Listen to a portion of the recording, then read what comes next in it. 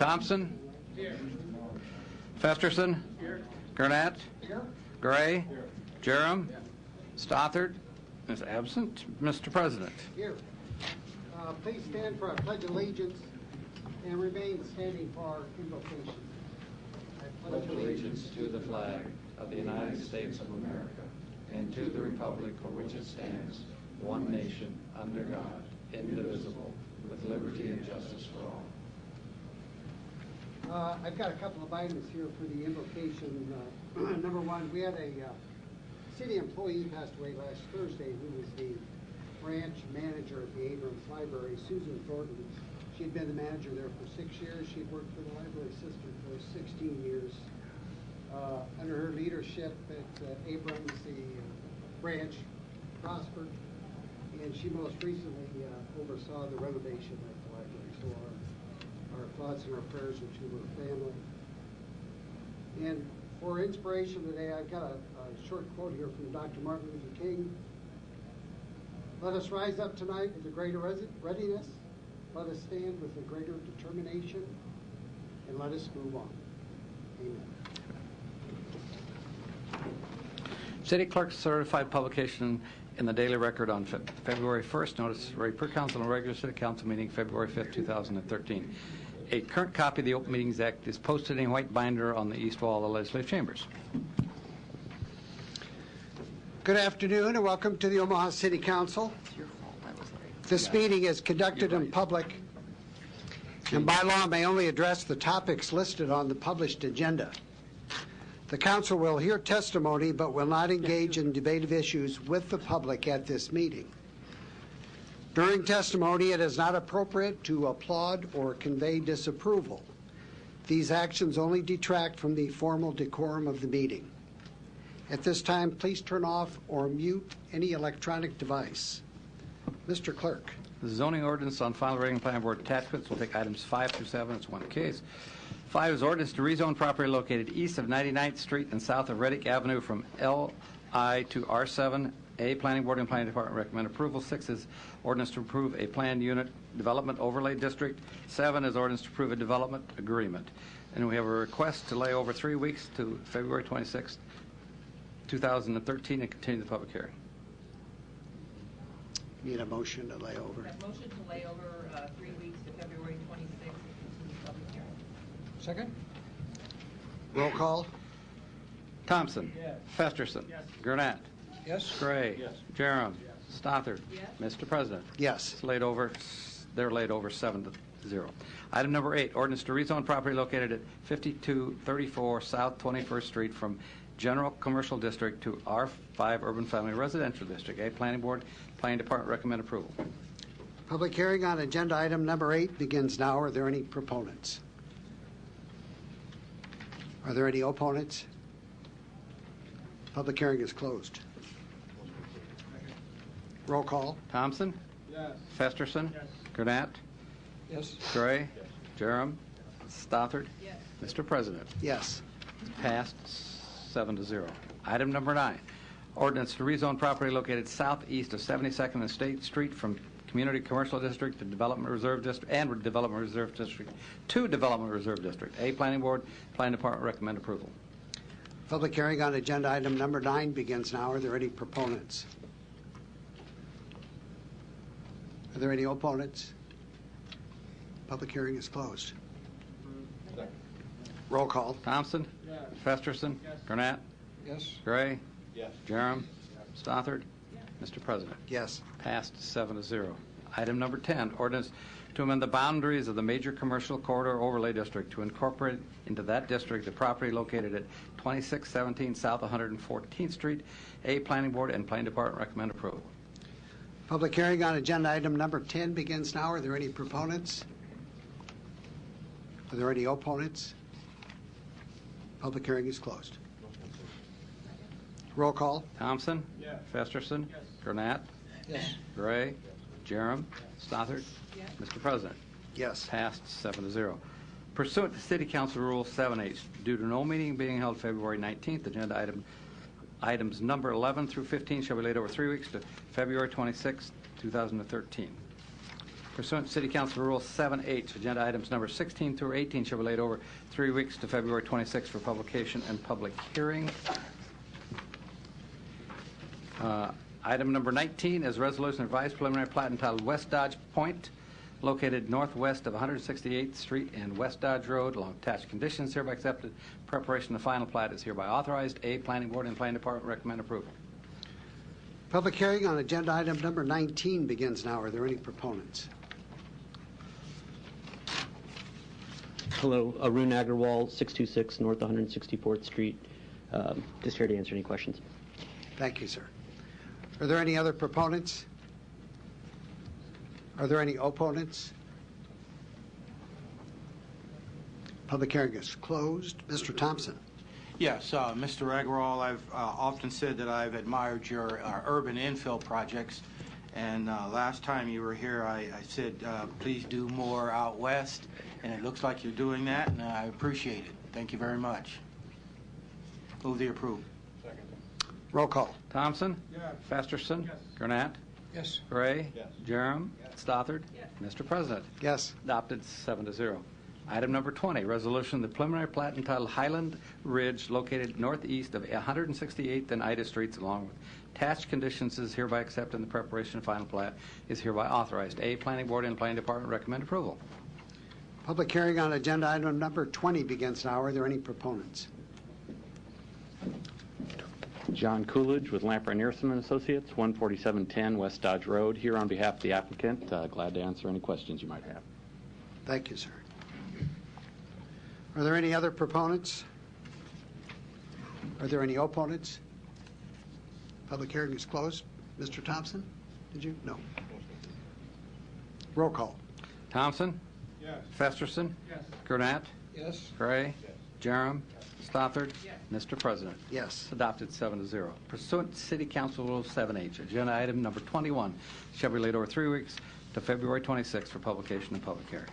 Liquor, item number 22, Old Mattress Factory Bar and Grill, 501 North 13th Street. Request permission for an addition of their present Class C and catering liquor license for a beer garden to the north and east. A is communications from City Planning, and B is a communications from Mike Kelly, attorney, requesting an amendment to license the entire parking lot. Public hearing on agenda item number 22 begins now. Are there any proponents? Mr. President, members of the council, Mike Kelly, 7134 Pacific, appearing here with representatives of Mattress Factory, one of the partners, Mark Annenbach, and also Pete Waioli, their manager. As we talked about this is actually the second time we've been here. What they had come to me quite a while ago and asked if it would be possible to license their entire parking lot. We have been doing that recently, and I was thinking this morning after I left pre-council, all the way back to Exarban. My father got most of Exarban licensed. So we have done that. There is precedent for doing that. Especially now the commission has been asking us and lawyers in the industry to try to cut down on STLs where possible. So we attempted to do that. The commission had us down there for kind of a special hearing. They indicated they didn't really want us to do the entire parking lot. So we amended back from the entire parking lot. Then we came back to the city. City, after we met with representatives of planning and permits, legal and fire. They decided it actually would fit the city's purposes better if we did license the entire thing for a variety of reasons, with proper fencing and permits and so on. So that's what we decided to do, and we'll take our chances in Lincoln. I think the Mattress Factory operates, in my opinion, one of the better places, really in the state. They operate huge crowds. They know how to handle big venues. They get a lot of requests in short order for large parties, which they can't accommodate indoors in the good weather. And then, Mark, if you would want to show the exhibit, and you can see. And I don't know if probably the best way is just to hand it to you. It's not table right there.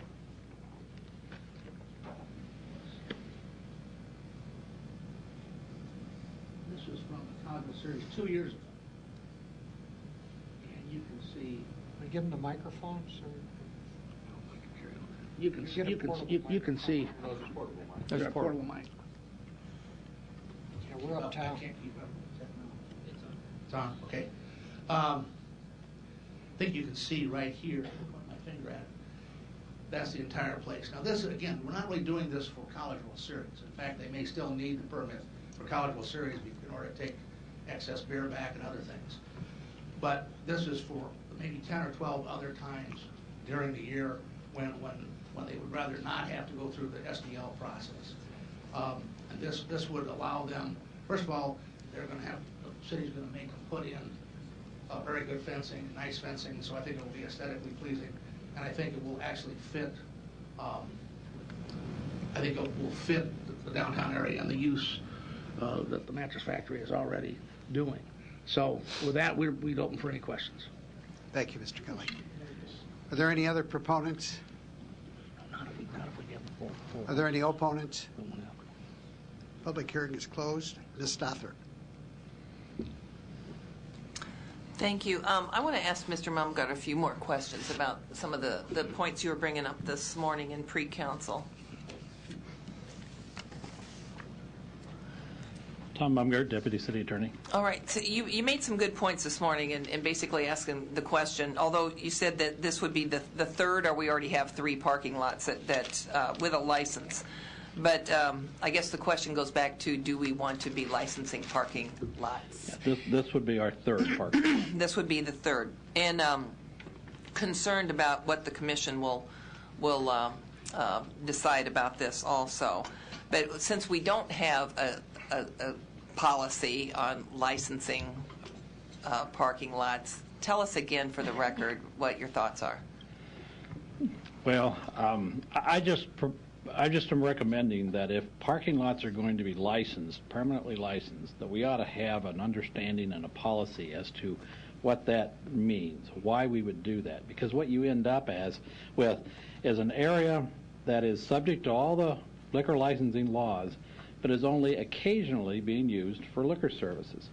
Now, as Mr. Kelly points out, yes, years ago, Exarban was an example where they licensed a lot of the outdoor area. That was before the special designated temporary licenses were created. And as I look at it, I think, well, that's the events that are being held on the parking lots. That's the reason we have SDLs, is for a situation where only for a day or two you need to have a license there. So then the liquor laws don't apply to that parking lot the rest of the time.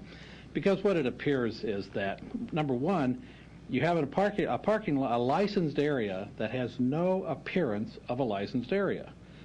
People don't know it's licensed. There's no reason for them to know it's licensed. It's an enforcement issue that police don't know it's licensed for the most part. There's no reason for them to know it's licensed. A lot of activity that would generally occur on that parking lot can't occur inside the bar because it would be a liquor violation. Well, if you license the parking lot, you're increasing the probability that you're going to have liquor violations occur there. And all I suggest is that if we are going to license parking lots, we ought to have some understanding as to why we do it, what restrictions we might want to place on that. For example, if you license a parking lot because it's an event area, well, okay, yeah, you might want to designate how many events they have to have there over the year. You might want to have some physical indications. It's an event area that is occasionally otherwise used as a parking lot, as opposed to a parking lot that is otherwise used as an event area. Now, I realize that my thoughts conflict with some of the needs of the State Commission because they don't like to process a lot of the temporary liquor licenses. And I'm saying, well, but that's the necessary offshoot of using the parking lot as a event area. So I just recommend that, and I'm not making any recommendation with regard to this, and I realize that this may be more of an event area than the other 2 parking lots we have. I just recommend that we think it through and make some decisions as to whether it's a good or bad idea to license parking lots, and if so, how do we do it? And along with that, maybe go back and look at the other 2 parking lots that, to my knowledge, are never being used for liquor sales, and get them to remove that from the license. Well, now you just said you didn't want to make a recommendation, but still, I would ask you, would based on what you said then, it sounds like your recommendation would be, if we are going to do this or continue to do this, because we may have more requests, that it would be a good idea to have a policy in place before we continue to do this. Well, and I don't want to be unfair to the Mattress Factory. If we don't have a policy, then they get judged like everybody else. As I envision that policy, that would be a business regulatory policy, and they would have to be subject to it just like anybody else. That they don't get any grandfather rights, so to speak. And you might want to clarify that if we come up with a policy, they'll go along with it, even though they've got a license there already. I would point out one practical aspect. SDLs give you more control over what happens there. For example, how late they play the music. Once this becomes licensed premises, they're like any other bar, and they can operate out there till 2 a.m., and they don't have any restrictions as to when they have the music out there. Those restrictions come because they're asking for special limited use with an SDL. So yes, if you license this parking lot, you will have less ability to regulate what they do there. When they had the SDL last summer during the CWS, were there any more complaints that we're aware of from the Hilton with outside noise? Not that I'm aware of. And and as I recall, the committee granted that SDL, and there were special restrictions on hours and when the music was played, and that was true of all the areas out there around the SDL. There were restrictions on when alcohol deliveries could be made so that they didn't add to the congestion. Those are the kinds of things you can do very easily with an SDL that becomes more of a problem if it's a licensed area. Okay. Mr. Kelly, did you want to say something? You look like you're ready. If I could, let me respectfully just make a couple comments that are really not different than what Tom's saying, but let me add a couple things. Licenses are year to year, and I don't view this as any grandfather situation at all. First of all, these are very good operators. They would meet with the city and follow any reasonable rules anytime you want to put them in. So that isn't going to be an issue. They've got a multi-million-dollar investment here. They're going to do it, protect it. They need to make not only the Liquor Commission happy, but OPD happy, and you all happy. So I say without fear of contradiction, that will not be a problem. If there's new policies created for parking lots, they'll follow them. Well, how many times a year is a Mattress Factory now asking for an SD? How many times do they have events in the parking lot? It's only been 8 to 10 times, but it will vary year to year because of what shows up there. If you have say you have some concerts or something where they want to have a concert with that. So depending on the schedule that you have, if you ever got a baseball team or got more baseball down there, you could have a lot more events. It depends on, we don't know what the future holds. But again, having to go through a 30-day notice, a roughly 30-day notice process all the time, really hurts their ability to utilize that space for those type of events. So this is, again, it's just kind of a policy thing. The commission's saying to us, we want less SDLs, so we tried to comply with that, and then we tried to cut back at the request of the commission. Then the city, we just met with 4 of your folks who encouraged us to go ahead and license the whole thing, that they didn't have any problem with it. And again, I don't think Tom's making a recommendation. He's pointing out some policy concerns for the future, which are valid. And we'd be a part of that future right with you, and be glad to sit down and meet and work with anybody. But I don't think at this point there's any reason not to grant them what they're requesting. I mean, they're as good operators as you have in the city, and I have utmost confidence that, again, they subject themselves to an extra risk, and they know that. But I have no question that if there's any licensee in the city you trust this with, outside of myself, it would certainly be them. So I respectfully ask you to we're still standing here for any questions, but ask you to support this.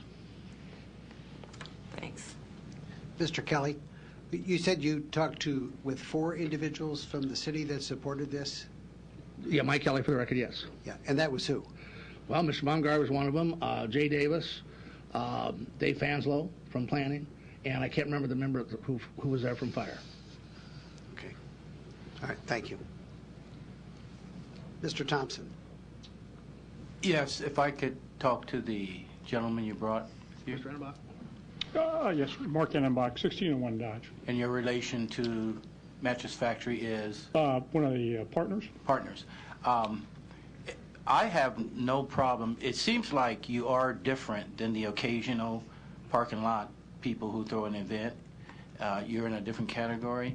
What I'm afraid of is music a lot at 2 o'clock. And I was wondering if you were to be granted this license, could we talk about music not going to 2 o'clock all the time? Well, let me address that. First of all, number one, if we're going to put any tents or anything back there, there's still a requirement that we go through get a use permit to do that. And certainly the city can put restrictions on that in terms of hours of bands and things of that nature, and we abide by what they ask us to do and what the policy is. And I believe there is a policy down there that there is no music after 1 a.m. At least that's what it was last year during the College World Series. Okay. And we're certainly willing to abide by that. And as a practical matter, last year during the College World Series, I think that the music down there ceased well before midnight every night. So, What about a non-College World Series event where you don't have a tent and you just let the band go outside and play? I think for a non-College World Series event, I think midnight is a reasonable restriction. Would you be willing to go on record in saying that you would go with the midnight? Oh, yes, sir. And that's only because of the hotel and some of the motels in that area, and that's the only concern that I have. But if you're willing to commit to that, then I'm okay with it. I have a problem with that at all. Let the record show that 12 midnight will be the time for music.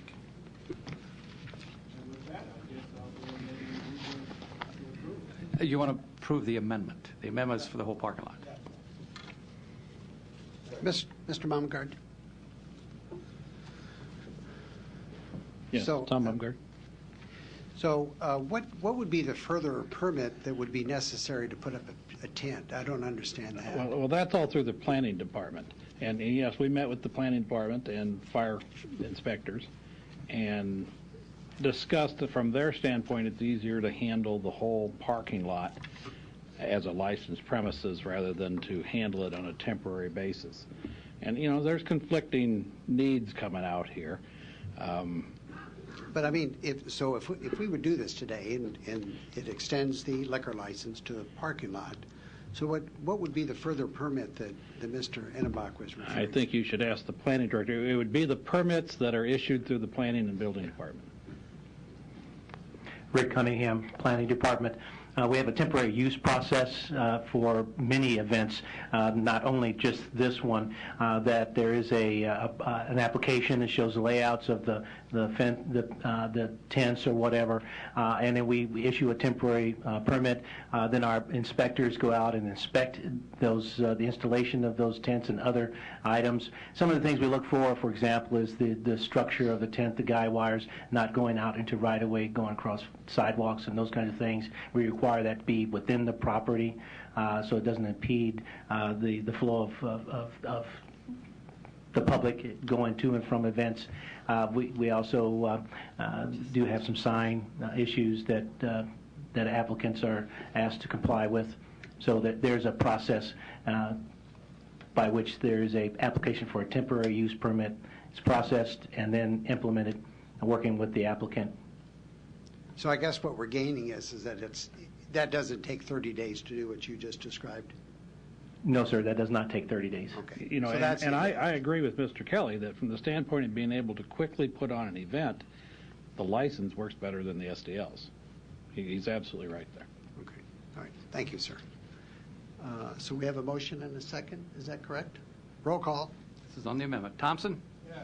Festerson? Yes. Gurnett? Yes. Gray? Jerem? Stothard? No. Mr. President? Yes. And Jerem passed the second time for potential conflict of interest. It is. The amendment is approved 5-1-1 passing. As amended? As amended. Second. Roll call. Thompson? Yes. Festerson? Yes. Gurnett? Yes. Gray? Yes. Jerem? Stothard? No. Mr. President? Yes. And Jerem passes the second time for a potential conflict of interest. It is adopted 5-1-1 passing. Thank you for your time. As amended. Item number 23. Woolner's at Exarban, 2289 South 67th Street. Class C liquor license, new application, old location.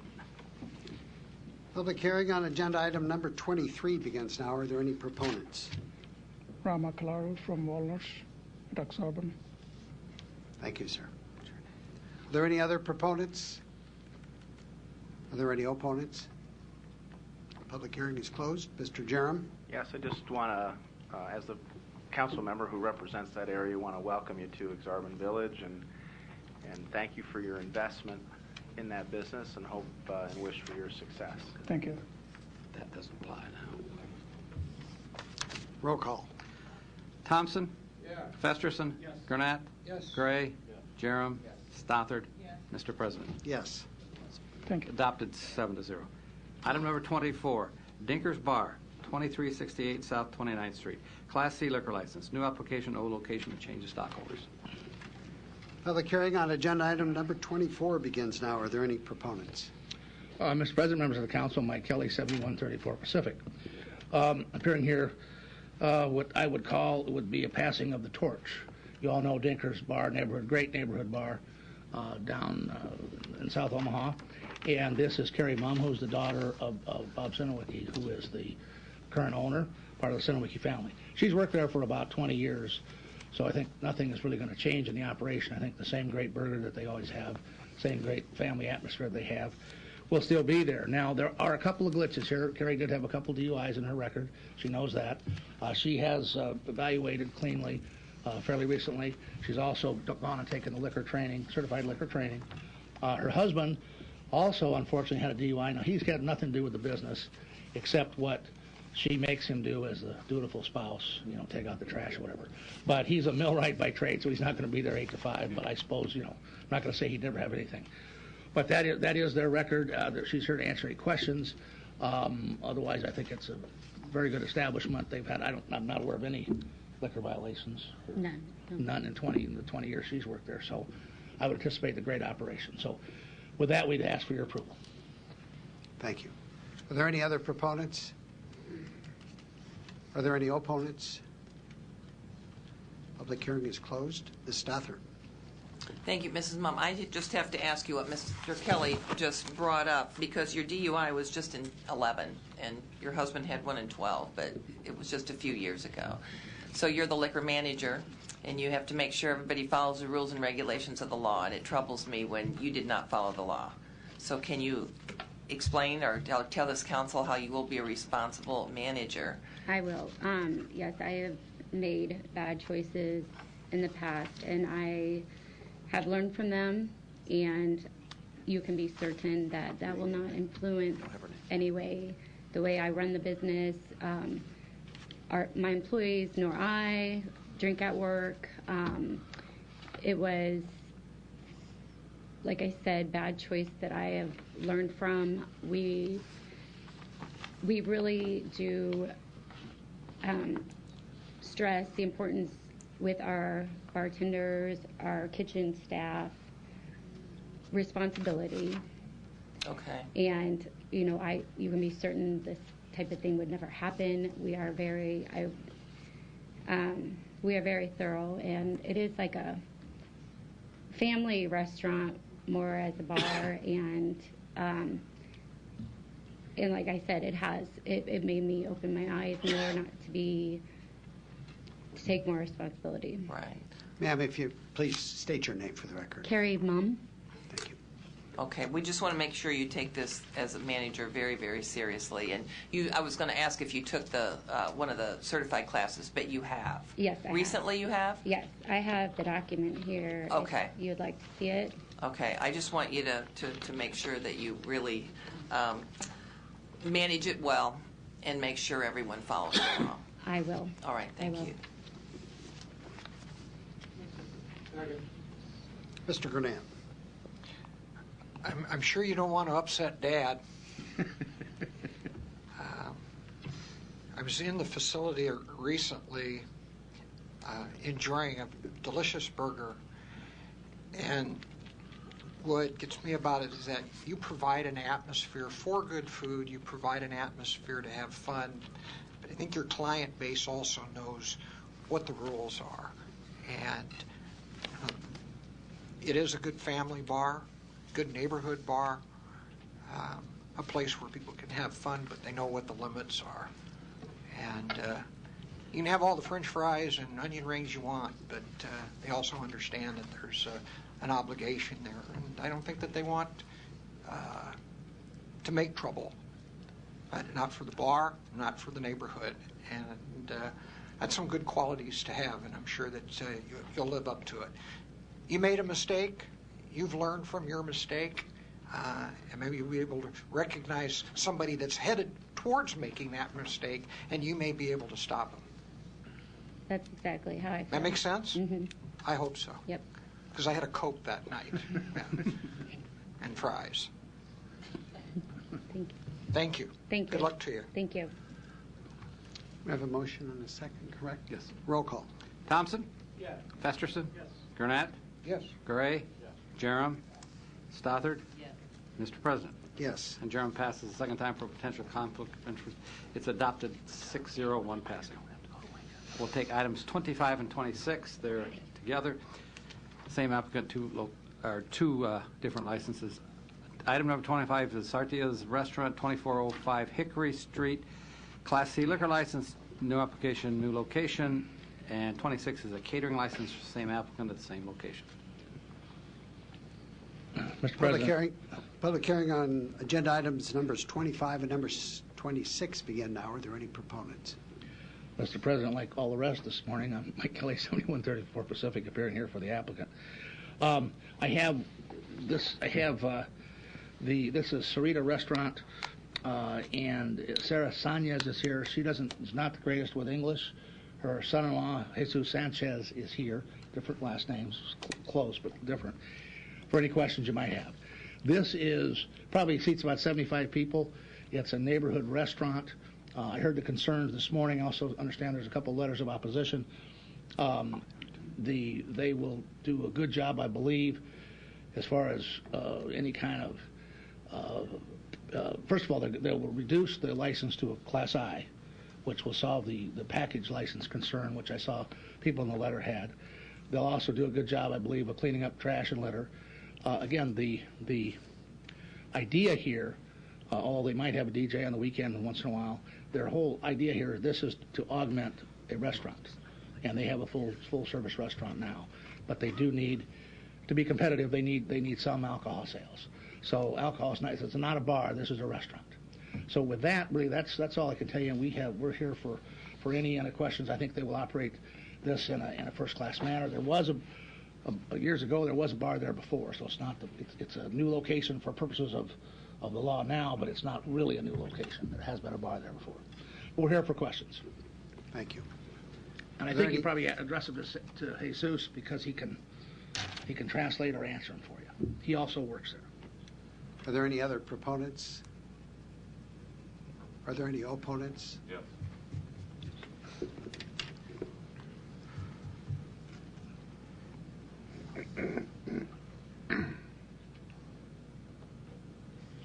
Chris Knox, 2503 Hickory. I live directly adjacent to the restaurant. There's 2 parking lots, a vacant lot, and then my home. Excuse me. The reason not only myself but a few of my neighbors are opposed to this is because, as he mentioned, there was a bar there in the past, and we did have a lot of trouble. I'm not saying that it would come with the new bar or the new restaurant. I have no way of knowing. None of us do. But I do not. In the past, we did have a lot of trouble with fights at 1 or 2 in the morning. My bedroom window faces directly towards the restaurant. Right now, we don't have too much trouble. Once in a while, things get a little bit loud, which is understandable. People are down there having fun. Don't have a problem with that. I was young and wild once too. But having the you said that they were talking about dropping the package license. Okay, that is a great help. That was a major problem for not only for myself but for the neighborhood. We did not want people racing down the street and whipping in for a quick 6-pack and racing back home. There's a lot of kids in the neighborhood nowadays. There's about a 4-block stretch going downhill towards the restaurant with no speed bumps, no stop signs. People constantly are speeding and flying down that road. I'm worried about the valuation of my home. Everybody on my side of the block owns our home in the block. On the other side of the block, they're mostly renters. I'm sure they don't care one way or the other. We do. Not really looking forward to having a bar and restaurant right next door again. I've been a victim of arson twice since I've lived there in 1995. Not saying it's directly related to the bar that was there before, but I can't say it wasn't either. So therefore, not only myself, but a lot of my neighbors are against the license being put into effect, and that's all I really have to say. Thank you.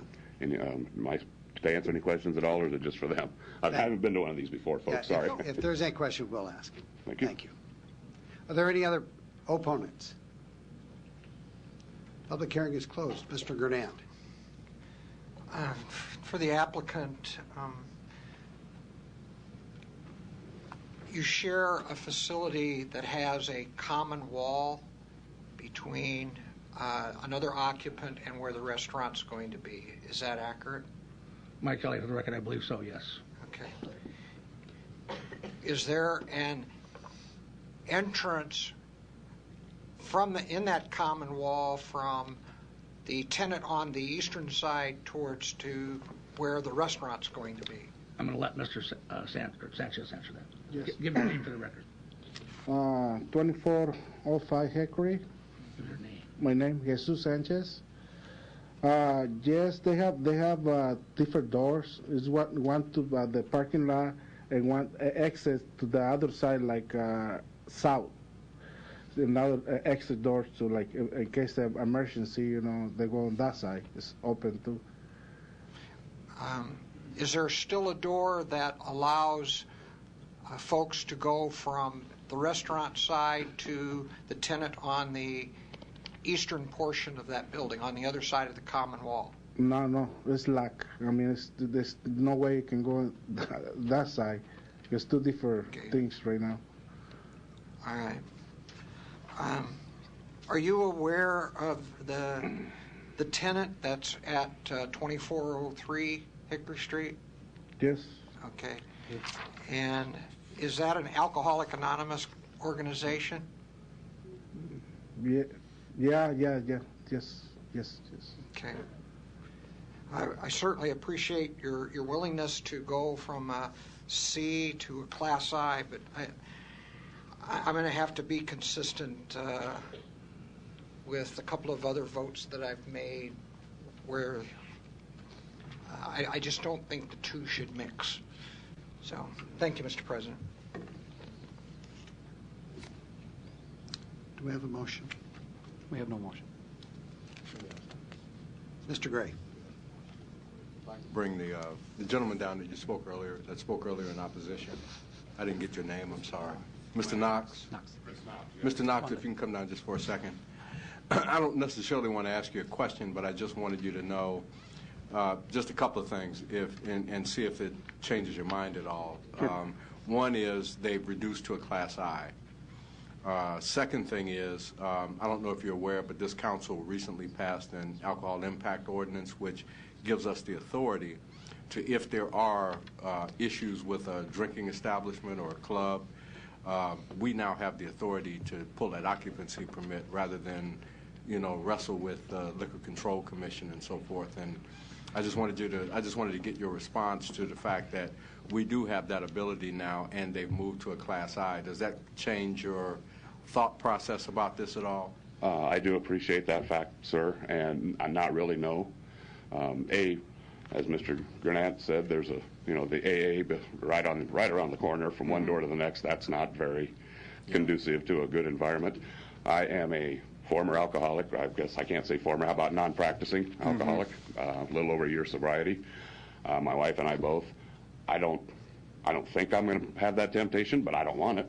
I mean, there are too many places within walking distance almost of the restaurant. If somebody wants to go have a drink, there's the welcome wheel or whatever it is up on 24th. There is Dinker's not a few blocks away. There's places for them people to go have a drink and have some food. So no, not really, sir. Okay.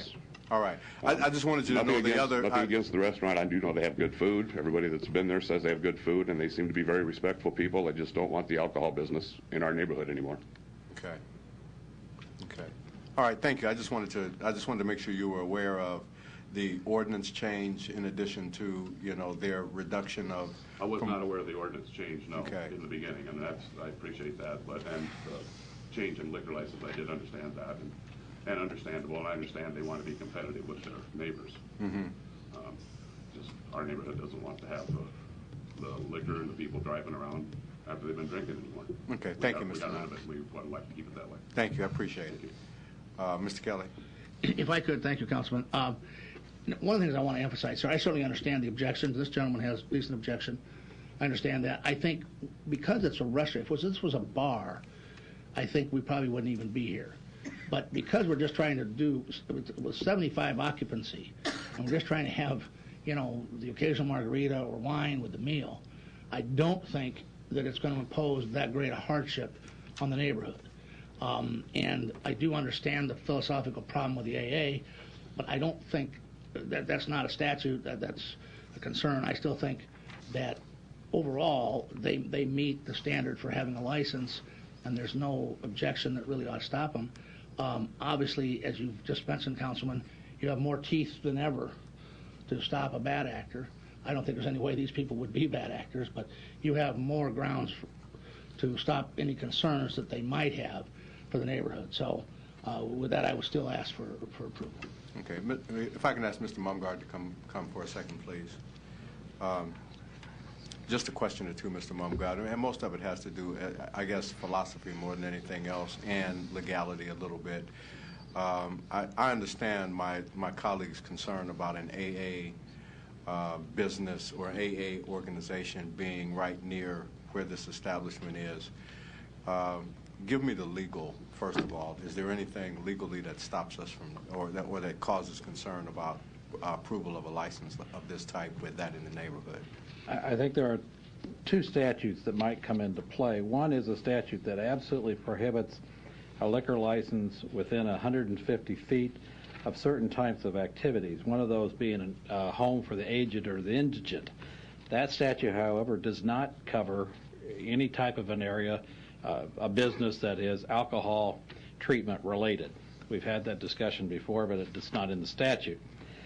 So as a matter, it is not prohibited as a matter of law, but the law does allow you to take into consideration the nature of the neighborhood and whether the business that's proposed is going to be compatible with that neighborhood. And you may decide that if it's incompatible, you can base your denial on that incompatibility. Okay. Thank you, Mr. Mumgard. Mr. Kelly, just one more time. How late would they be open? Well, like Friday and Saturday. Oh, to Friday and Saturday, 3 o'clock. 3 o'clock. The restaurant. To stop the business 3 o'clock. It's only 2 days.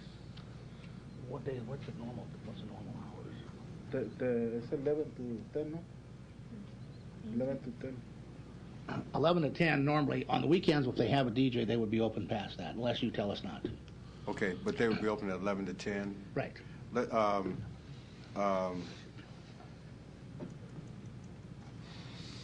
trying not to say no, but I'm having a hard time with that. Let me just ask my colleague, Councilmember Gannett, if we were to if we were to hold them to the 10 o'clock closing time, or at least that would be the time that they would stop serving alcohol. Give me your thoughts about that. I'm still not comfortable. Okay.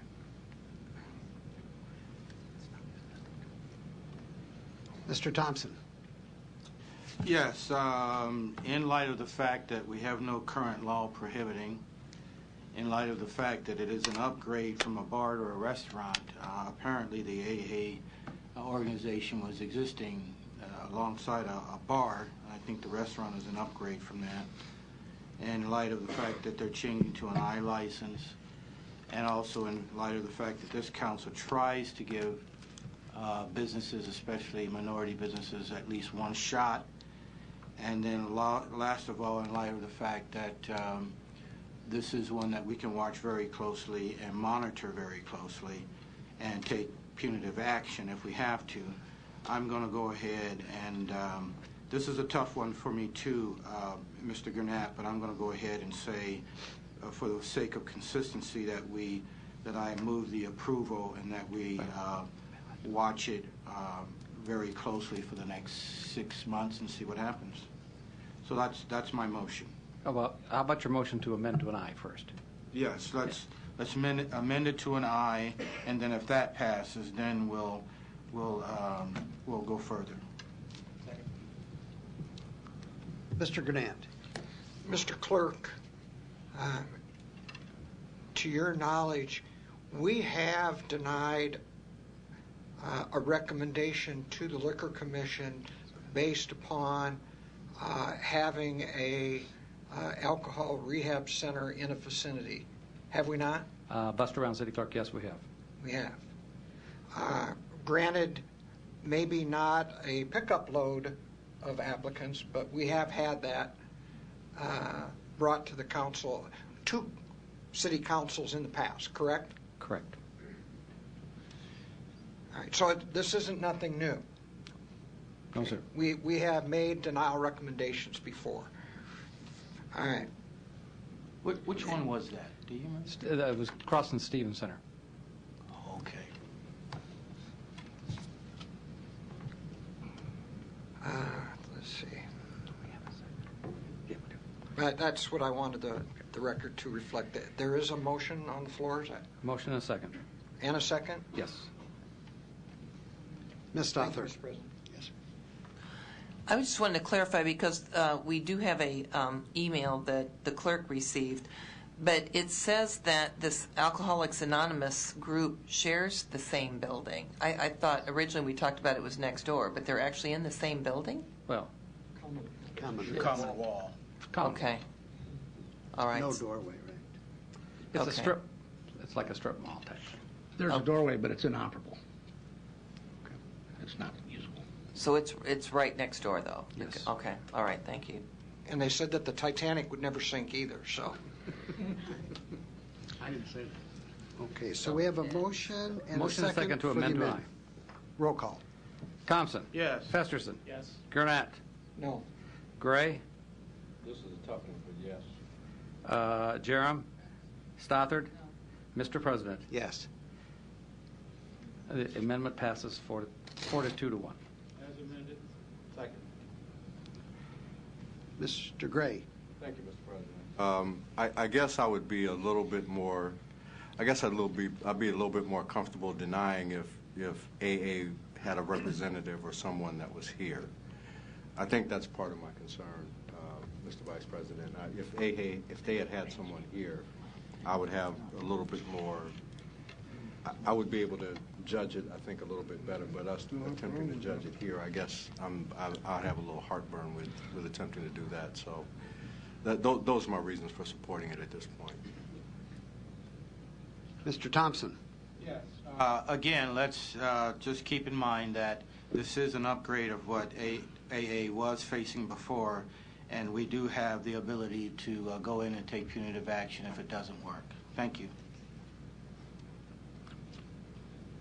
Roll call. Thompson. Yes. Festerson. Yes. Gurnett. No. Gray. Yes. Jerem. Stothard. Mr. President. Yes. And Jerem passes the second time. It's adopted on a 4-2-1 passing vote.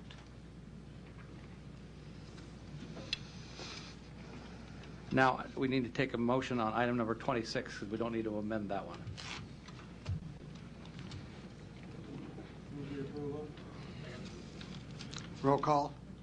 26, we're making a separate motion on it. This is the catering one because we're not amending the catering one. Thompson? Yes. Festerson? Yes. Gurnett? No. Gray? Sorry, what's going on? This is on the 26. catering part of that. Yes. Jerem? Stothard? Mr. President? Yes. Jerem passed the second time. It's adopted 4-2-1 passing. Now, item number 27, Goodies Gas and Tobacco, 2475 North 90th Street, packaged liquor license, new application, old location. Public hearing on agenda item number 27 begins now. Are there any proponents? My name is Mohammed. I'm here to answer any question. Thank you, sir. Are there any other proponents? Are there any opponents? Public hearing is closed. Roll call. Thompson? Yes. Festerson? Yes. Gurnett? Yes. Gray? Oh, Gray's out of the chambers. Jerem? Stothard? Mr. President. Yes. Sir, could we get your first and last name? Mohammed Nasser. Thank you. Mr. President, it's adopted 6-0.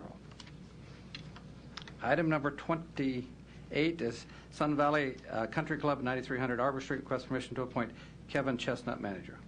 Public hearing on agenda item number 28 begins now. Are there any proponents? Kevin Chestnut, 9300 Arbor Street. Thank you, sir. Are there any other proponents? Are there any opponents? Public hearing is closed. Roll call. Thompson? Yes. Festerson? Yes. Gurnett? Yes. Gray? Number Yes. 20. Jerem? Stothard? Mr. President? Yes. Grace back in the chambers. It's approved 7-0. Thank you. Item number 29 is a series of special designated licenses. It's Palateria Restaurant San Luis, 480204 South 24th Street. Request permission for a special designated license for reception at Millennium Hall on February 9th, February 15th, February 16th, February 23rd, March 2nd, and March 9th. I'm Jose Palomares and 40. Sorry. Public hearing on agenda item number 29 begins now. Are there any proponents? My name is Jose Palomares and 4804 South 24, Omaha, Nebraska. Thank you, sir. Are there any other proponents? Are there any opponents? Public hearing is... Oops, there's opponent.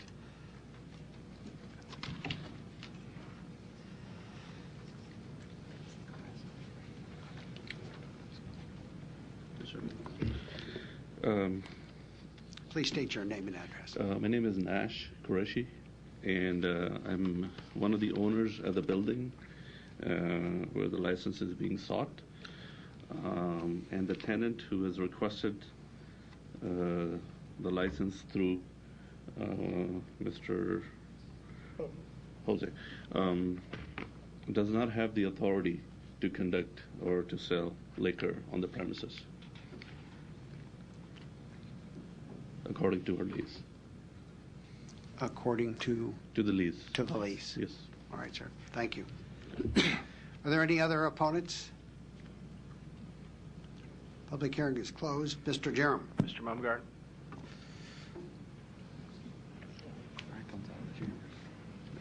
Tom Mumgard, Deputy City Attorney. Before the meeting today, we had a pre-council meeting. Is that correct? That's correct. And you appeared and gave the council some background on this dispute. Is that correct? That's correct. Is there a case in the court system between the applicant and the owner of the building, including one of the gentlemen just came up? Yes, sir. As the city clerk's office and myself went back and looked, and there is a lease that was submitted for this applicant to use these premises, and that lease specifically says that all rights to serving alcohol in the premises belong to the landlord.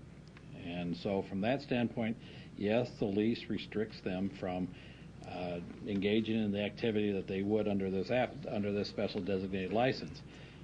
There is currently in the courts a lawsuit to... Hold on. Go ahead. The landlord used to have a liquor license, correct? The landlord had a liquor license. Now the landlord does not have a liquor license anymore? Landlord no longer has a liquor license. Okay. So the landlord has a condition in the lease that they cannot legally comply with because Correct. They don't have a license. Correct. And the landlord is taking... Well, let me back up. I mean, No, I'll go with that. You're correct. As it stands now, they Yes. don't have a legal right. Correct. So the tenant took the landlord to court. Yes. And the landlord got an order from the court restraining the landlord from denying the tenant access and use of that premises. Yes. And the tenant is before us today asking for a license. They're asking for the temporary licenses Right. on 6 occasions, yes. And so does the court order also address whether the owner of the building is to interfere with the tenant's use of that facility? As I read the court order, the court has directed that the tenant is able to use that facility, and there's nothing there that says that the condition imposed by the lease is still in effect. The restraining order allows the tenant to use the facility, and it does not restrict it in any way to into how they use it. Does the court order prohibit the owner, the landlord, from doing anything? Well, it prohibits, as I read it, it prohibits the landlord from preventing the tenant from entering the premises. It prohibits them from contacting the tenant.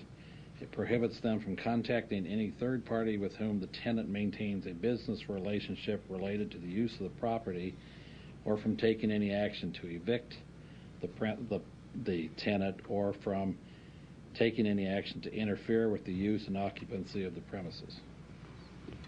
So would the landlord's appearance here today to seek to object and deny the licensee's intended uses interfere with the most recent clause that you just read?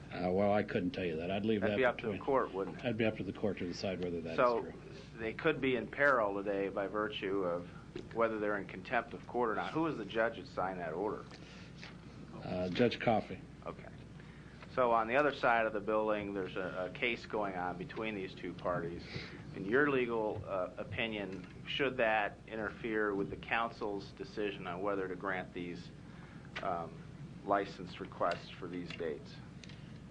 In my view, the lease dispute should be ignored, and the tenant appears to have the right to use the property as they want to under the SDL. So if you wish to grant the SDL, you may do so. Thank you. Could the owner, could you step forward, please? Yes. And state your name again. Jose Palomares. Sir, when you signed the lease, were you aware that a provision of the lease said no alcohol activities? Okay, I'm sorry, but see, I don't sign the lease. Somebody else do it, so I tried to help this guy to carry my carry into this place so he can get some money to pay the rent. It's only. You're not the leasee? No. Who is the leasee? I think the guy is not here. Maybe it's him. Es him on this. Dijo que si en el derecho del contrato dice que se puede vender alcohol o no. Sí, creo que sí. Siempre y cuando haya una licencia. Yeah, he's gonna list, sign it. He can sell liquor when you got like a licensed liquor over there in the place. So it was his understanding when he signed the lease that he could apply for a special use permit. Is that what you're saying? Yes. And so, okay, So fine. it's only. All right, thank you. Yeah. And then you're the landlord, is that correct? And it's your understanding that the lease says no alcohol, is that correct? There's some other facts behind it. Let me elaborate a little bit if you give me 2 seconds. They're 5 months behind on the rent. They've been evicted through the courts, but they went ahead and asked for a restraining order, and so we're battling it out in the court right now. Okay. But my question is, the lease stated no alcohol. Specifically says, there's an item which says specifically that they cannot. And I have the copy of the lease if you would. They have one. They have a copy of the lease. Yeah, we already have it, sir. Thank you. They have a copy. Okay, no further questions. Thank you. Do we have a motion? No, we don't.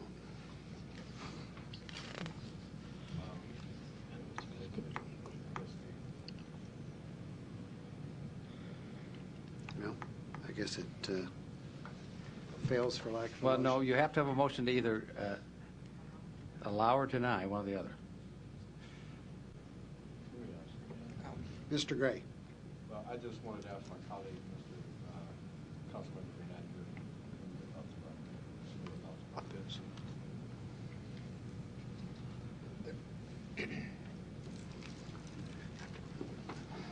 I understand from pre-council and today, our explanation from our law department,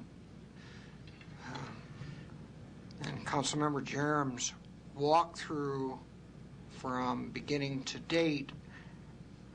So in layman's terms, that we have an understanding of what could or could not happen.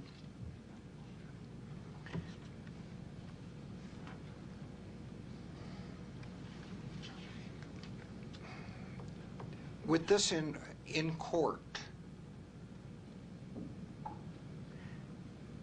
and it would seem to me that there'd be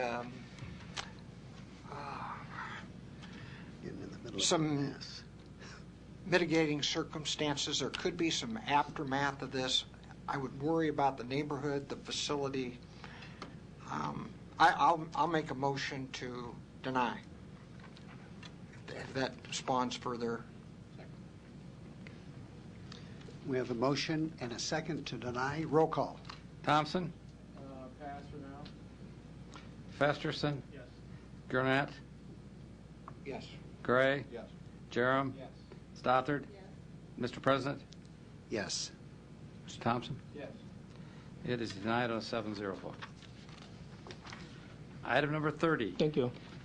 The Den Room number 13, 711 North 114th Street, request permission for a special designated license for a beer garden on March 17th from 6 a.m. to 1 a.m. No music. Public hearing on agenda item number 30 begins now. Are there any proponents? Yes. Brad Darden, 8006 Grover Street. Thank you, sir. Mm-hmm. This is my district. This is District 7, and I'm sure you're aware of the history that we've had at this location. And what are your assurances that we'll have the proper security and the proper enforcement at this location? Just the proof in the past year, we haven't had any issues whatsoever. I've done everything. The restrictions that were put on us, we've been there for a year. We haven't had any issues. Next door is closed down now. It's going to be St. Patrick's Day, right? Yes. Okay. Well, I agree. I haven't had any concerns in this past year, so I do appreciate that. So we're doing what we can. All right, sir. Thank you. Absolutely. I appreciate your assurances. No problem at all. Roll call. Thompson? Yes. Festerson? Yes. Gurnett? Yes. Gray? Yes. Jerem? Yes. Stothard? Yes. Mr. President? Yes. It's approved 7-0.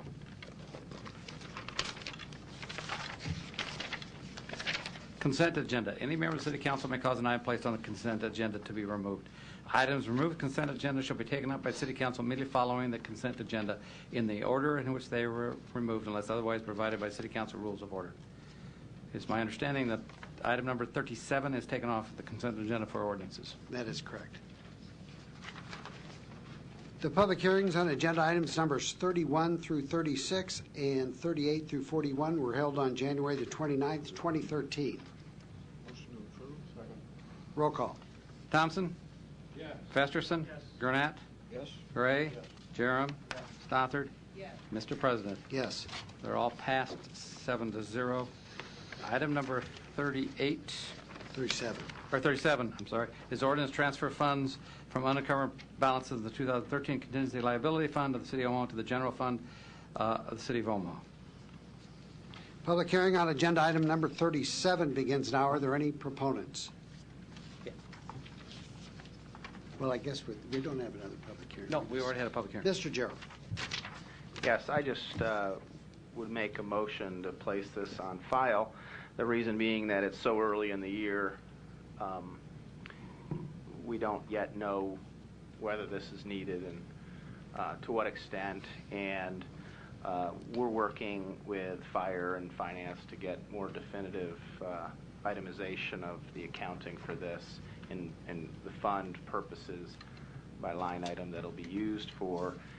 And at this point, it's so early in the process, if we just simply take money that we've allocated for contingent liability and put it just in the general fund, it could go really to anything, as I read it. So I just put it on file for now, and if later on it's needed, we can transfer it at that time. Yes. Ms. Stothard. Thank you, and I wanted to agree with Councilman Jerem on that also. This was put in safekeeping at the end of 2012, and it will remain there.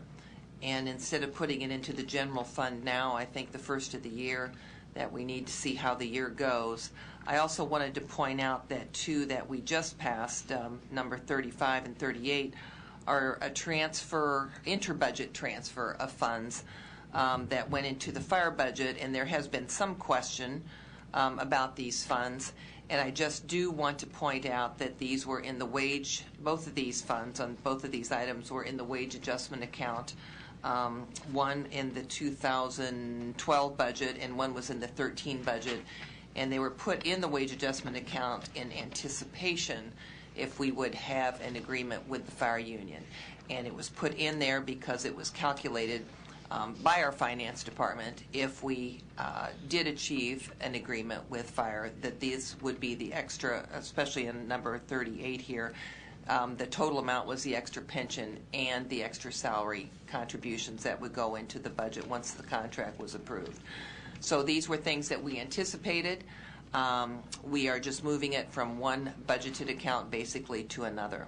But on 37, I would agree with you that this is put away now in the contingent liability fund for safekeeping. And right now, I think it would be worth our while to leave it there. And we will see how the budget goes as the year goes on. Yeah, and I agree with both of my colleagues. I think this is a bit of a knee-jerk reaction. It's a little quick. And I also recommend that we review these expenses as we go through the first quarter, the second quarter, and see exactly what the expenses are incurred that this is anticipated to cover, and we can act accordingly at that time. So we have a motion and a second to place on file. Roll call. Thompson? Yes. Festerson? Yes. Gurnett? Yes. Gray? Yes. Jerem? Yes. Stothard? Yes. Mr. President? Yes. Placed on file 7-0. The public hearings on agenda items numbers 42 through 49 are today. If you wish to address the City Council regarding these items, please come to the microphone, indicate the agenda item number you wish to address, identify yourself by your name, address, who you represent, and if you are a proponent or opponent. Public hearing is closed. Roll call. Thompson? Yes. Festerson? Yes. Gurnett? Yes. Gray? Yes. Jerem? Yes. Stothard? Yes. Mr. President? Yes. They're all adopted 7-0. Item number 50, resolution that attached Omaha Council Bluffs Consortium Consolidated Submission for Community Planning and Development Program Consolidated Plan for 2013 to 2017 is hereby approved. A is an amendment requested by the Planning Department. Public hearing on agenda item number 50 begins now. Are there any proponents? Are there any opponents? Public hearing is closed. Oops. Oh, 1 second. We have an opponent. Deshaun Cunningham, 604 South 22nd Street. I'm here today in opposition and urging the council to vote no on this plan. While this plan is pushed under the guise of eliminating homelessness and creating economic development, this plan mimics the disastrous plan from the Bush administration where they made easy mortgage lending to low-income people, and that ended in a lot of foreclosures on those people. While I think home ownership should be a right, this plan operates on the idea that home ownership is a privilege. And in the Continuum of Care report, it even states that the biggest obstacle to owning a home is lack of adequate employment. It said that that was like 42% of what people objected to in home ownership. If there are not enough jobs for low-income people to afford a mortgage, then assistance should be given to the homeowners and not commercial developers or real estate management firms. For example, since the 1980s, you can look this up, there are less jobs in the country overall, so to expect that low-income people can find gainful employment to get a mortgage is unrealistic at best. And it's upsetting to me that our mayor, who is our chief public servant, would push a plan that ultimately favors private interest over public interest. So therefore, I'm urging you all to vote against this plan. If the goal is to reduce homelessness and keep people in their homes long term, then I suggest the plan be aborted in favor of one that puts resources in the hands of the greater public, not one that subsidizes landlords in a harsh economic climate, sells false promises of development, and before we commit to spending millions of dollars, I think we should reconsider that there may be better plans. So if this is, like I said, not the plan it's cracked up to be, this is just another example of government bailing out big business as opposed to helping out private people. So again, I'm just urging you all to vote no on this plan. Thanks. Are there any other opponents? Public hearing is closed. Have a motion. We need a motion on the amendment. The amendment. The amendment. Roll call. Thompson? Yes. Festerson? Yes. Gurnett? Yes. Gray? Yes. Jerem? Stothard? Mr. President? Yes. As amended. Second. Roll call. Thompson? Yes. Festerson? Gurnett? Yes. Gray? Yes. Jerem? Stothard? Mr. President? Yes. It's adopted as amended, 7-0. Pursuant to City Council Rule 7D, the public hearing agenda item number 51 shall be held on third reading. Ordinance on second reading, Planning Board attachments, item number 52, ordinance vacating the east-west alley between Burt and Cummings Street from 18th Street to Florence Boulevard and from Florence Boulevard to 20th Street. A, Planning Board and Planning Department recommend approval. Public hearing on agenda item number 52 begins now. Are there any proponents? Mr. President, members of the council, my name is John Fullenkamp. My address is 11440 West Center Road.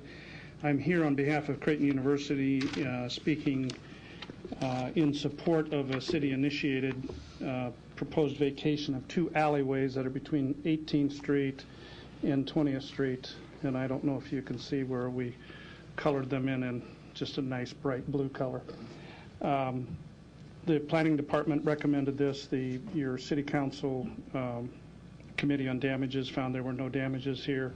This is in keeping with the redevelopment plan for the university and with the city's policy of disposing of unimproved alleyway rights-of-way.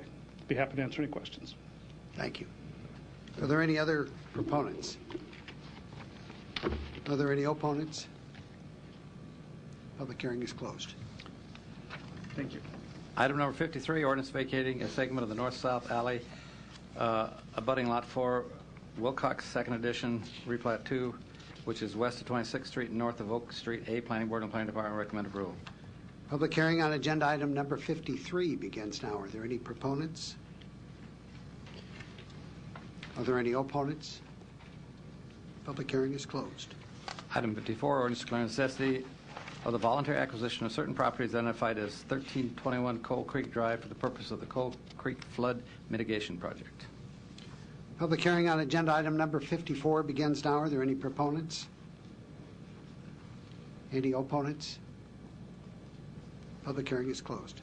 Item 55, ordinance declaring necessity of acquiring private property for replacing the curbs and gutters along Dodge Street from 50th to 52nd Street.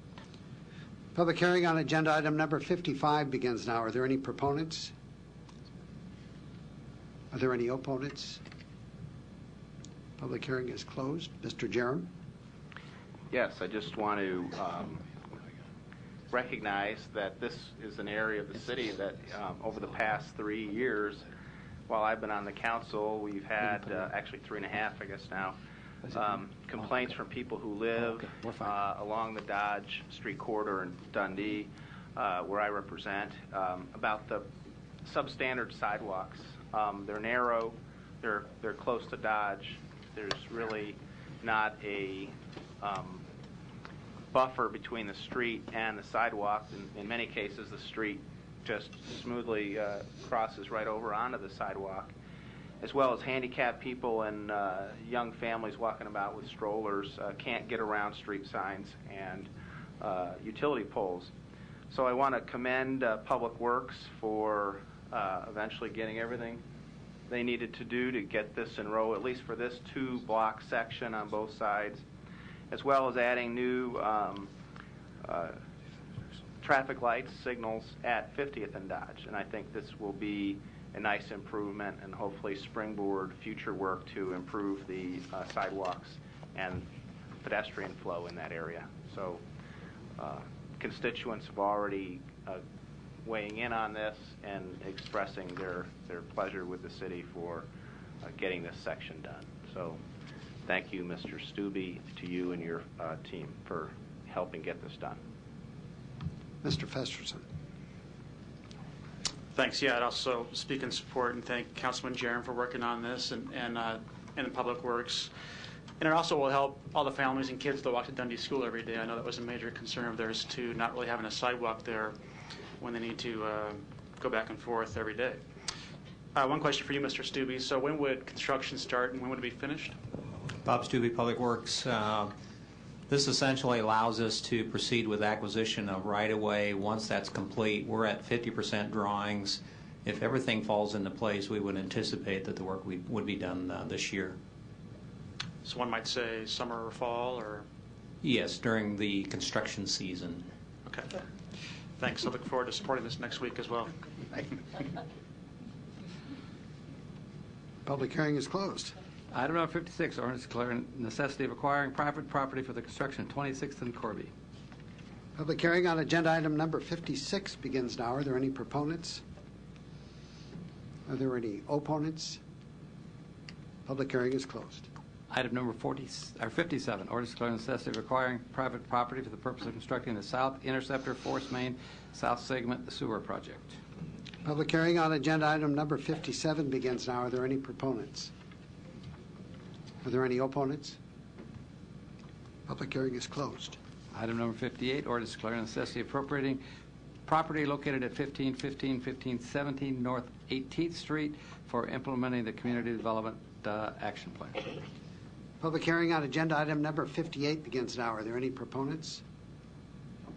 Any opponents? Public hearing is closed. Item number 59, ordinance approving an agreement for the transfer of city-owned real property to the Holy Name Housing Corporation to convey 23 properties on scattered sites in the North Omaha Neighborhood Revitalization Strategic Area. Public hearing on agenda item number 59 begins now. Are there any proponents? Are there any opponents? Public hearing is closed. Item number 60, ordinance approving a redevelopment tax and financing loan agreement with 2401 Farnham LLC to implement the 2401 Farnham tax and financing redevelopment project plan at the project site located at 2401-2405 Farnham Street. Public hearing on agenda item number 60 begins now. Are there any proponents? Bridget Hadley, City Planning, here to answer any questions you may have. Bridget, how many apartments does this include? You know? This will have about 12 between 1 and 2 bedroom type apartments. Okay, thank you. Are there any other proponents? Are there any opponents? Public hearing is closed. Mr. Jerem? 60. Yeah, did you have any comments? Yes, floor is yours. 2401 Farnham. Yes. Yes. Bridget?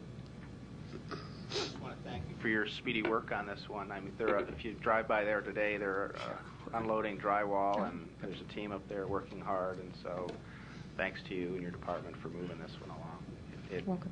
It's been a problem, an eyesore for years in the Park East neighborhood, just west of the Federal Reserve building, and it'll be a nice improvement. It will be. Thank you. Item 61, ordinance to accept the bid of Deffenbaugh Industries for portable chemical restroom service for park maintenance during 2013 park season. Public hearing on agenda item number 61 begins now. Are there any proponents? Are there any opponents? Public hearing is closed.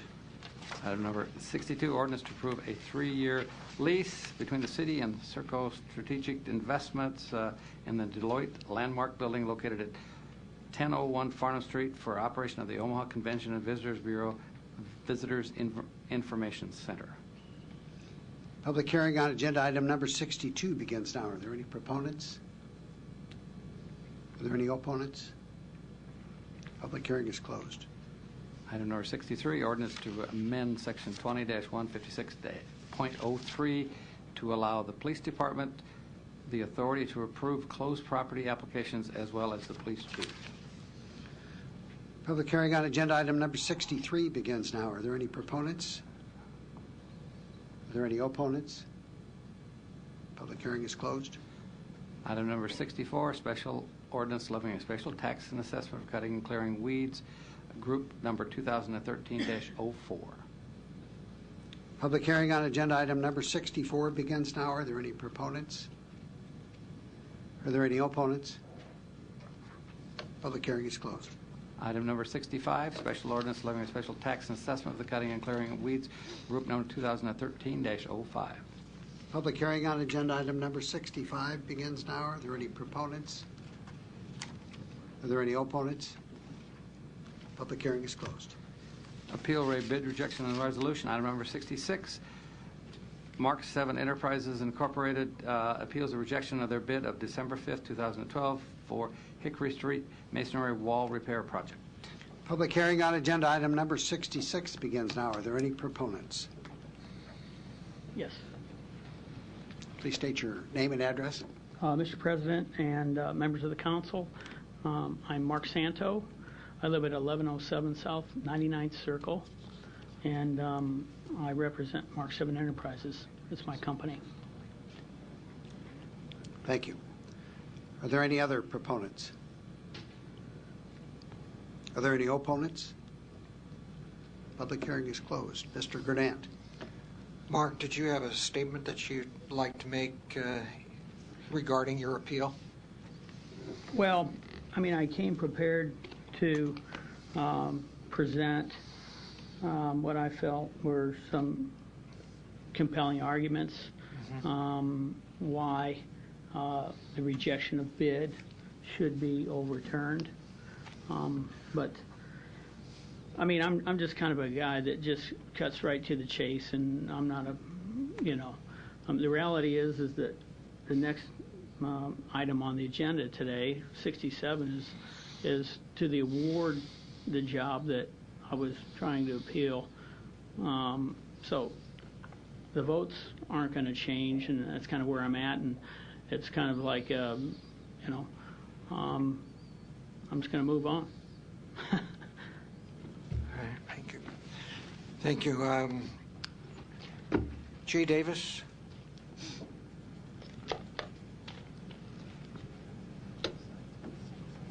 Jay Davis, Superintendent of Permits Inspection. Mr. Santos has been in contact with my office and has been working with you in regards to the rejection of the bid and the reasons why. Is that fairly accurate? Yes, it is. Okay. And the reason why his bid was rejected, there was a certain standard that Mr. Santos was unable to meet at this particular time, correct? That is correct. Okay. And he has been able to take the exam, and then if passing would allow him to apply for bids in the future, correct? It would allow him to apply for permits in the future as a licensed contractor. And following all the bells and whistles. Correct. That's correct. I can't answer on the bid part because I don't know how the bid was structured when it went out. But he would be allowed to participate in the process. That would be correct, yes. Fair statement. Is that a better way to say it? Yes. Okay. And if not passing the exam, there is a review process available for an applicant to go through. Is that correct? That's correct. You can appeal a non-passing score to the International Code Council.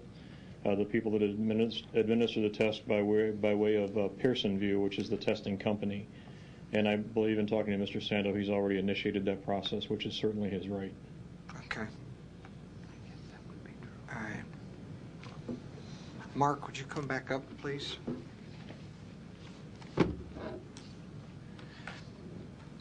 I'm not sure how the vote will go, but my sense is, as we had talked earlier, that with the lack of that one qualification that we have typically as a council not upheld an appeal. I know that you're in the process. I know that you took the test and will continue to do what is necessary to fill that void so you're allowed to participate in the process.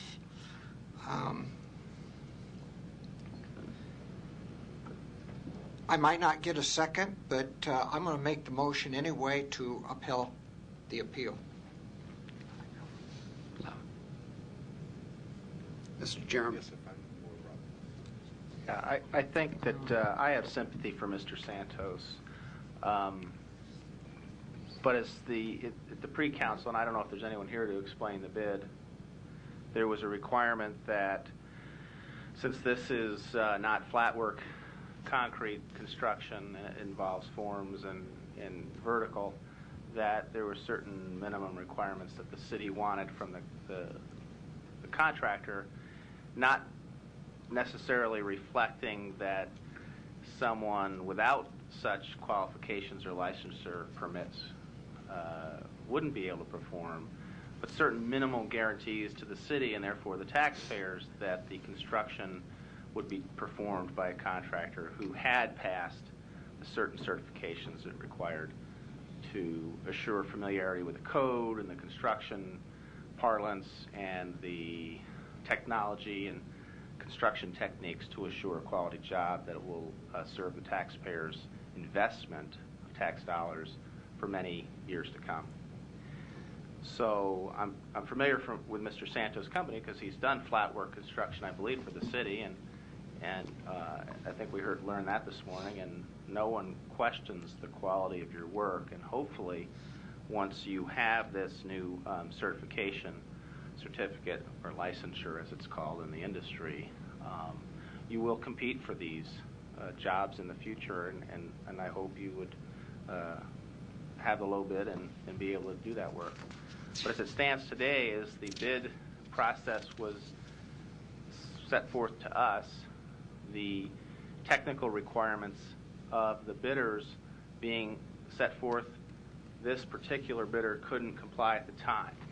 So given the certain minimum assurances we must give to the taxpayers in order to avoid challenges from other people who bid who did have the qualifications and the certificates that we required, it's been our practice to uphold the recommendation for bid award, and would note that anecdotally, while Mr. Santo is a small or emerging small business, so is the prospective winning bidder. So those concerns, if any, that anybody might have had are satisfied as well. So while I sympathize with you, Mr. Santos, and I understand you have a great company and you do good work, under this bid, under these specs, given what we must assure certain minimum guarantees to the taxpayers for their investment, the way this bid was set forth, I can't vote in support of that motion to grant your appeal. So I just wanted you to know my reasoning. Well, I appreciate that. And I guess furthermore on all of that, I'm not really here to, I guess, argue any of your good points. Believe it or not, I actually support kind of the what you guys are trying to achieve with this new program. And I am, I'm grappling with just the difficulties of passing the test. I don't have any questions about my ability as a professional contractor to do projects of this size or complexity, and beyond that. I'm going to continue to persevere to try to pass this test.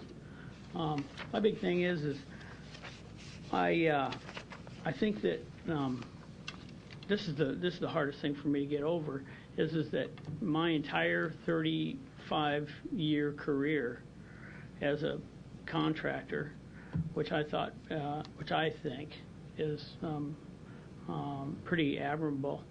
I've worked on some of the highest profile construction projects in the world, and I take a tremendous amount of pride in what I do.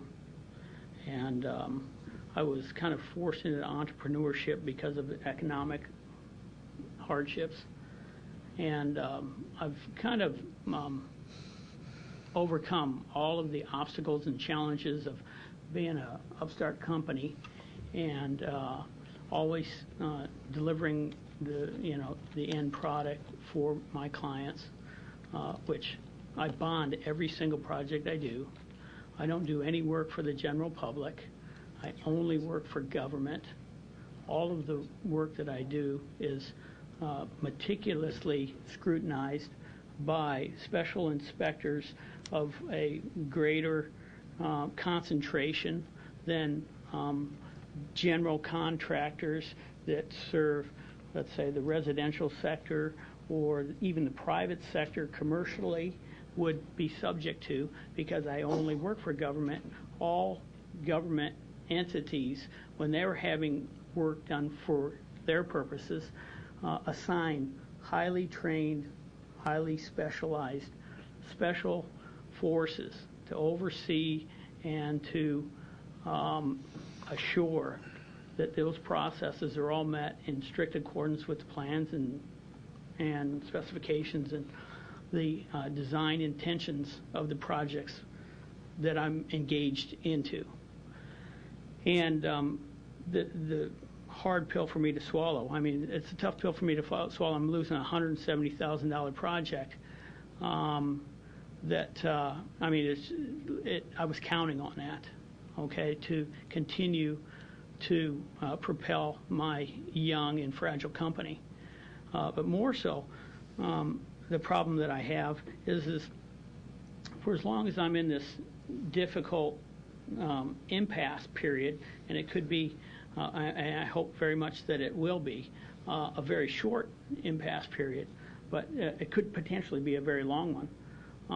I am literally unable to work as a contractor and to provide for my family in the manner in which I have done for my entire career, and in a manner in which I don't believe I could do in any other industry or in any other capacity. So it's a very precarious situation for me to be in. And I'm not arguing any of your decisions here. But I guess what I'm going to ask for is I'm not asking for you to vote any differently than you've already voted prior to me even coming here and maybe presenting any of my good arguments, because I think I have a lot of good arguments, and I'm not going to go into that.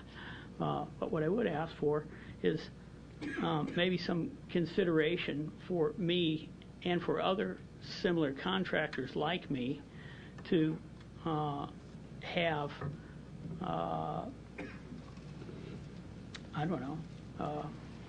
an extended grace period for coming into compliance with the new testing criteria. Because ultimately right now, everything that you guys are, basically the program right now only recognizes contractors as being qualified based on their ability to pass a specific written test. And I think it's an important test, and I know that all of the content of that test will, the more I become familiar with it, the better contractor I will always be as a result of that. But I also need to know, or I would ask, is there any consideration? I mean, I just lost a $100,000 job or $170,000 job, and I need to continue on the path where I'm at. I need to continue to keep my business viable and keep my lights on and feed my family.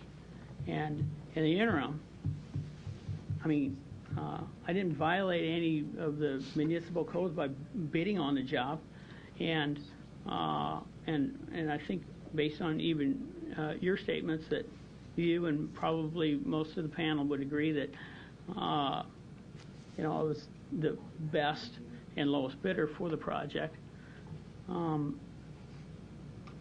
What do I do in the interim? So, I can't bid on any jobs either. This job can't be done until April in accordance with the plans and specifications, in accordance with I guess, whatever you call that, the municipal code, Omaha Municipal Code. I don't have to pull the permit for the job that I bid on, as long as my prime subcontractor pulls the permit for the portion of that technical work that you're talking about. I would meet the intent of the municipal code. Mr. Santo? Yes. If you'd like, we'll call Mr. Davis to the podium here. Maybe he could provide you with an answer. All I'm asking for is can I bid on some more jobs while I'm working on trying to get this thing into full compliance, so that I will have a fighting chance of sustaining my business. And Mr. Santo, we don't set perhaps there's this perception that we set the specifications for the bids. We don't do that. That's done in the executive branch of our government by the department that is putting out the bid. Okay? And so you're asking us a question that we can't answer. Whether you can bid on a future project that's put out for bid is entirely within your discretion, your decision, whether you meet the technical requirements, what the bid for whatever department it is set forth. We can't give you that answer here today. But, what you want to do, I think, is maybe have a private meeting with Mr. Davis so you can review those sorts of things, at least from his perspective and his department. Can he give me that path forward? And if there are things that the Public Works Department and the people who deal with small and emerging small businesses and contractors can do to help you, then I would encourage you to follow up privately. Okay. But we've had the public hearing. There's a motion pending. I'd call the question. No. Roll call. We need a second. We need a second. We have a motion to deny, correct? Yes. Deny the appeal. We had a motion to allow the appeal by Gary, and no second. No second. So without any second, we need a motion to deny. Dies for lack of a second. The motion to sustain the denial, right? Correct. To deny the appeal. We have a motion. I'll make a motion to deny it. Roll call. Thompson. Yes. Festerson. Yes. Gurnett. No. Gray. Yes. Jerem. Yes. Stothard. No. Mr. President. Yes. The appeal is denied on a 5-2 vote. Item number 67, a resolution that the contract with Rife Construction Incorporated for masonry wall repair at 24th and Hickory Street is hereby approved. Public hearing on agenda item number 67 begins now. Are there any proponents? Are there any opponents? Public hearing is closed. Roll call. Thompson? Yes. Festerson? Yes. Gurnett? Yes. Gray? Yes. Jerem? Yes. Stothard? Yes. Mr. President. Yes. It's adopted 7-0. Pursuant to City Council Rule 7H, third reading and public hearing on agenda items number 68 through 73 shall be held on February 26th. Pursuant to City Council Rule 7C, the public hearing on agenda items 74 through 75 shall be held on the second reading. Do we have a motion to adjourn? Second. Roll call. Thompson? Yes. Festerson? Gurnett? Yes. Gray? Yes. Jerem? Stothard? Mr. President. Yes. It's 3:40.